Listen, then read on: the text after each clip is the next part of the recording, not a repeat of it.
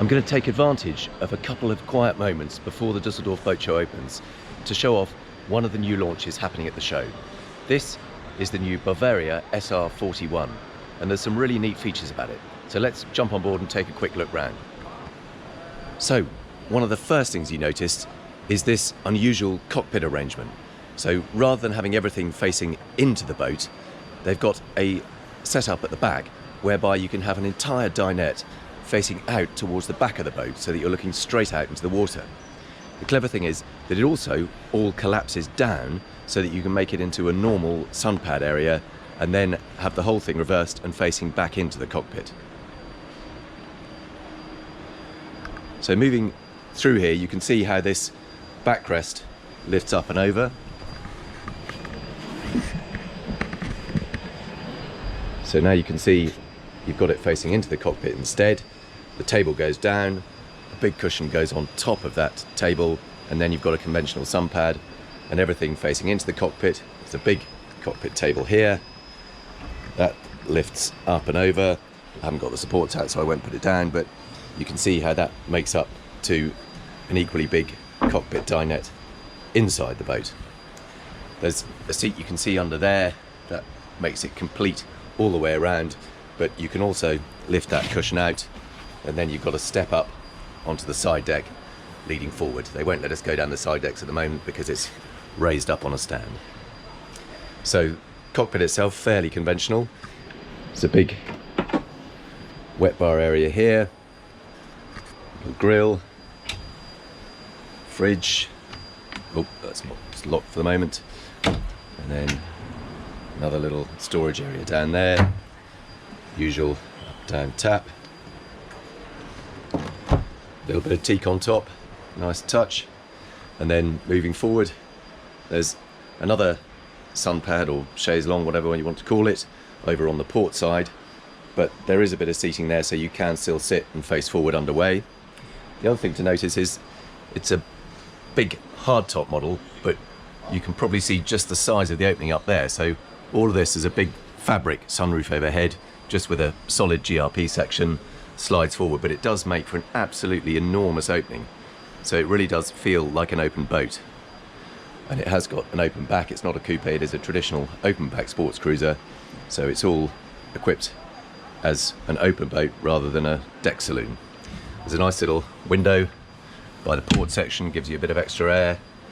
And then the helm itself, smart stainless steel wheel, usual controls for the two D4 engines, and of course you can now get a joystick for the stern drive, so you can steer it exactly where you want to go coming into berth. And then there's this quite unusual little pod for the nav station. Rather than a big dashboard, it's literally just a pod on top of the helm station, giving everything you need to know through that one single screen. Quite a nice little grab rail here. You can see some of the detail, it's almost got a bit of a weave on it. And then moving down into the lower accommodation. So because this is a proper cockpit cruiser, it has got this lower saloon area, quite nice and cozy, very good headroom in here. I don't know if you can see, but there's a good 6-7 inches above my head. And then there's a dinette there. And then over on the port side, a smart galley. Got a combination of drawers under here, little bin, microwave, induction hob.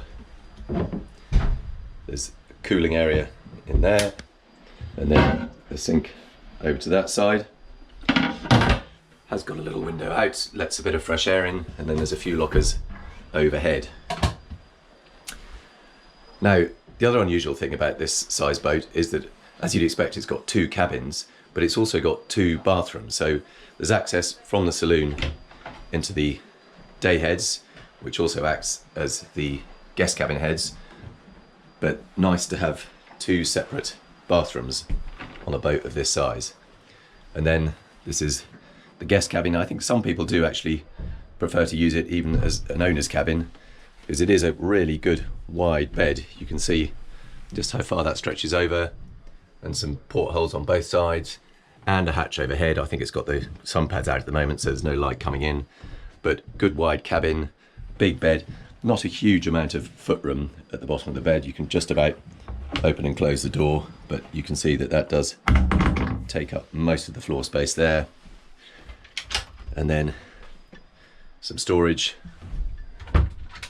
on the port side, and then coming back we come through into the master cabin, which is under the cockpit, but there's actually surprisingly good headroom. So certainly in this entrance lobby there is plenty of headroom to stand here, although you can see that underneath where the bed is you don't get full height, but actually there's plenty of room to get changed at the bottom of the bed, and it's only above the bed itself where you don't get quite full headroom, but there's probably just about enough to sit up in bed and read.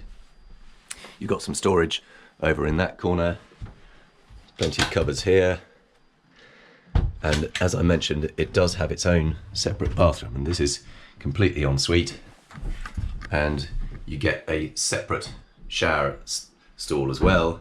The other bathroom, there isn't a separate shower, it's just a pull-out shower, but this one is quite a good size.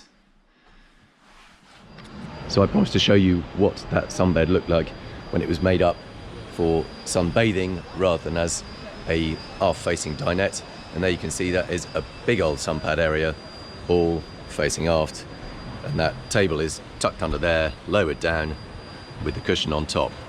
It's a really nice versatile cockpit area that gives you the best of both worlds, a conventional sunpad, a conventional dinette inside the boat, or that whole area can be set up and you can have a dinette facing aft. Really nice touch. So that concludes our tour of the Bavaria SR41. Like I said, it's 229,000 euros ex VAT, more like 275,000 once you've included VAT, but it's a really comprehensive 2-cabin boat with 2 bathrooms and that flexible cockpit. Clever bit of kit.